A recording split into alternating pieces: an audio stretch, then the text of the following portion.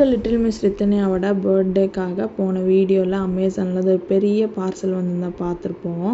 So ரித்தன்யாவோட அத்தையும் மாமாவும் gift பண்ணியிருந்தாங்க. ஓப்பன் பண்ணோடனே ரித்தன்யா வா அம்மா செம்ம ஜாலின்னு பயங்கர எக்ஸைட் ஆக ஆரம்பிச்சிட்டாங்க. ஸோ எனக்கும் லைட்டாக எக்ஸைட்மெண்ட் இருந்துச்சுங்க. ஸோ என்னதான் இருக்குது இவ்வளோ பெரிய பார்சல்னு பார்த்தா எல்லாம் பார்ட்டாக இருந்துச்சுங்க. ஸோ ஓகே ஃபிட் பண்ணிடலாம் அப்படின்னு சொல்லி யோசிச்சு வச்சுருந்தேன். ஸோ நாளைக்கு ரித்தன்யாவுக்கு பர்த்டே நைட்டு ஃபிட் பண்ணால் கொஞ்சம் விளையாடுவாங்க அப்படின்னு சொல்லி பிளான் பண்ணியிருந்தேன். ஸோ நான் அப்படி பிளான் பண்ணனாலே என்னமோங்க கரெக்டாக போச்சு. ஏன்னா இது எனக்கு மொத்தமாக ஃபிட் பண்ணி முடிக்க 2.5 மணி நேரம் ஆச்சுங்க. ஸோ அப்படி என்ன இருக்குது 2.5 மணி நேரம் ஃபிட் பண்ணுறதுக்குன்னு வாங்க பார்க்கலாம். ஸோ இதில் வந்து இன்ஸ்ட்ரக்ஷன் பேப்பர் இருந்துச்சு, போல்ஸ், சின்ன போல்ஸ், பெரிய போல்ஸ், நிறைய டைப்ஸ் கொடுத்துருந்தாங்க. ஸோ எனக்கு ஃபிட் பண்ணிகிட்டு இருக்கும்போது தான் தோணுச்சு இது ஸ்லைடு மட்டும் இல்லை ஸ்விங்கும் இருக்குன்னு சொல்லிட்டு.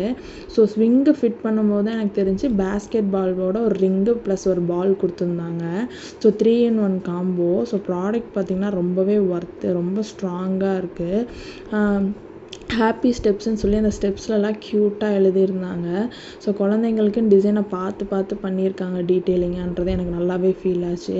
இந்த போல்ட்டை நல்லா டைட் பண்ணிட்டாலே போதும், அவங்க விளையாடும் போது வந்து ரொம்பவே சேஃபாக இருக்கும். ஸோ நான் ஒரு சைடு ஸ்லைடு வந்து ஃபிட் பண்ணிவிட்டு ஸ்விங்கு ஃபிட் பண்ண ரெடி பண்ணிகிட்டு இருந்தேன். ஸோ நீங்கள் மறக்காமல் லிட்டில் மிஸ் ரித்தன்யா பேஜை சப்ஸ்கிரைப் பண்ணிவிட்டு நோட்டிஃபிகேஷன் பெல் கிளிக் பண்ணிவிட்டு லைக் பண்ணிக்கோங்க. ஸோ எனக்கு நிறையா கொஷின்ஸ் இருந்துச்சுங்க. ரித்தன்யா அந்த ஸ்டெப்ஸில் ஏறுவாங்களா, கரெக்டாக உட்காருவாங்களா, லேண்ட் ஆவாங்களான்னு சொல்லி நிறையா கொஷின்ஸ் இருந்துச்சு. பட் நம்ம லிட்டில் மிஸ் ரித்தன்யா அதெல்லாம் ஒரு பொருட்டாகவே எடுத்துக்காமல் ஏதோ ரொம்ப எக்ஸ்பீரியன்ஸ் ஆன மாதிரி அசால்ட்டாக ஸ்டெப்ஸில் ஏறிட்டு கரெக்டாக உட்காந்துட்டு பயங்கர ஹாப்பியாக ஒரு ஸ்மைல் பண்ணிவிட்டு லேண்ட் ஆனாங்க. ஸோ எனக்கு அதை பார்க்க ரொம்பவே ஹாப்பியாக ஃபீல் ஆச்சு. ஏன்னா பார்க்கில் தான் நம்ம ஸ்லைடெல்லாம் மோஸ்ட்டாக பார்ப்போம். ஸோ நம்ம ஃப்ரீ ஆகிட்டு பார்க் வந்து மேக்ஸிமம் வீக்லி ஒன்ஸ் தான் கூட்டிகிட்டு போகிற மாதிரி இருக்கும்.